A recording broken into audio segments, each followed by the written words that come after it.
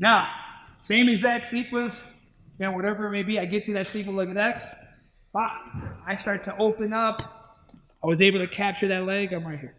All right, so, and there's, again, many different ways you can essentially do this. From what I know, after kind of like researching that Julian kid that was doing it here, he does this kind of similar actually, but without this leg positioning, without having 2 feet on the inside. When he ends up here, he ends up with 1 leg on the inside, right? So when I'm doing it, I'm going here, right? And what's going to happen is, again, let's just assume this is old school, headquarters. I'm getting up into our game over position, right? This is when I originally was doing it.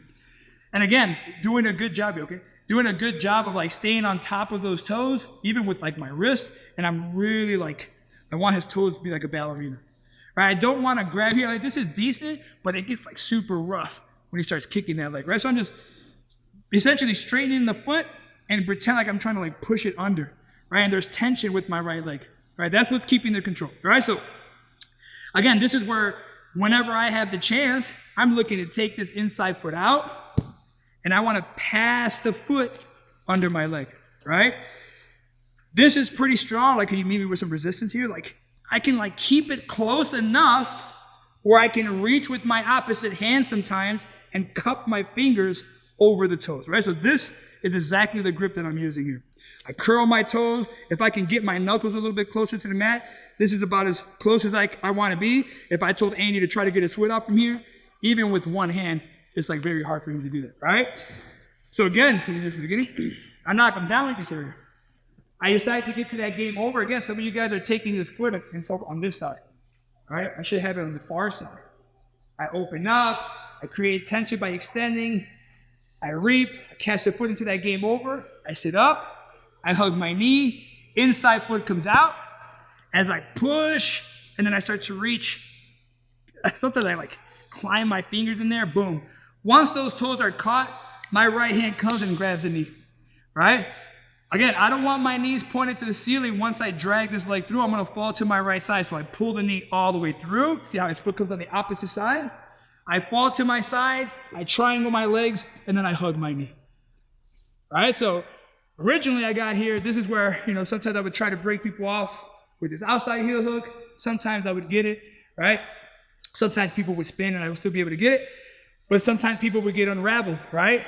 So then I started falling, I started turning to the opposite side, right? But this is where the weakness is, right? Because once I start to go flat on my back to pass the foot, that's Andy's opportunity to essentially pull that foot out, right? So you have to do a really good job of being able to hold this tight long enough to pass the foot to the opposite side without letting him escape, right? And for some of you guys that are still struggling with capturing the heel, well, this one can be sometimes a little bit weird depending on where that foot is. So like sometimes for me, I'm a little bit extra mean on this one, just because the foot sometimes, like the toe is like super hard to expose sometimes, right? So this is where, maybe I grab the Achilles or maybe I can grab the heel and I essentially take my elbow and I trace the inside of his foot, right? So I grab, I'm gonna be pulling to my chest as I like slice the apple. Right? I'm just slicing the apple. I'm taking my elbow and I'm just going to be tracing until I can feel those knuckles of the toes, right? So there's going to be tension the whole time. I capture the toes, see the tension of me pulling back, and then generally from here, I just take it either here or sometimes I just switch to my butterfly grip and then we finish from there, right? I mean, because the heel's in the air, you can definitely switch to like all these different types of like power grips. But the weakness, those knees pointing to the ceiling, sometimes people are pulling that leg. And that's because I'm probably not pinching and really squeezing as I fall to the side, right? So I reap, I capture. This is where sometimes, if guy's really resisting, I'll just pass it all in one shot.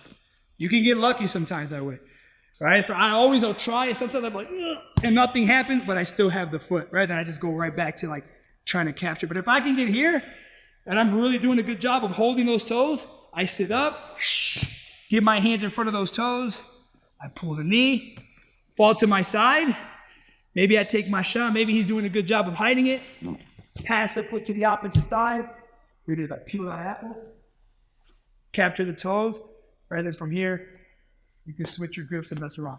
Let's play around with that, then we're gonna go live. Ready, 1, 2.